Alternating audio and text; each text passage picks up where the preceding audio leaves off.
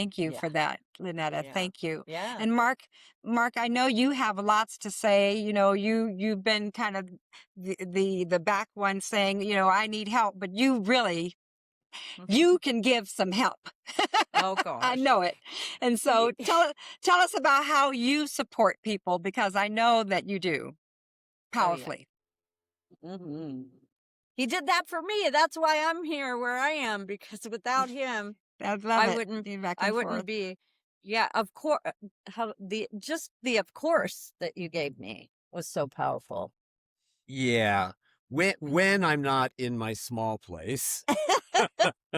Yeah, come out of that place.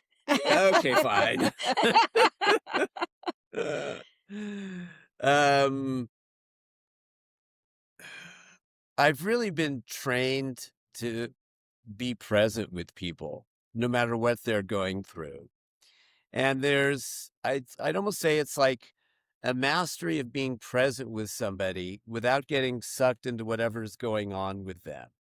People who are empathic, we tend to have a challenge because if we can feel where somebody's at, then often we'll sink, and if they're in trouble on some level, we'll sink energetically to where they are. And when there's two people at that energetic level, well, nobody's going to help anybody. You just got two people feeling crappy. And one of the trainings that I had, the avatar training, they showed us how to be with somebody without being energetically at the same level with them, but to just be present. In fact, until I had learned these avatar techniques, um, if I was like feeling into myself, I would mostly feel terrible. I've had like body discomfort my entire life. There's always Mm. something inside going on, and my body's just not feeling good, not quite painful, but definitely discomfort. So if I was like just feeling into myself, it's like, oh, this is terrible. It was just never good for the most part.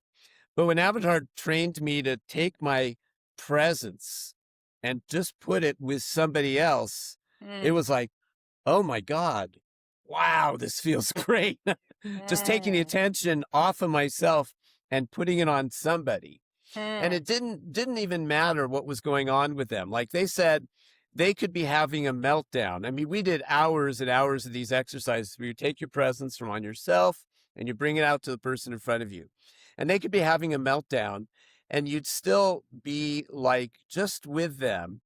And even if they're like spewing at you in particular, like let's say they're angry at you or whatever, or yelling, and it's like, it doesn't even matter.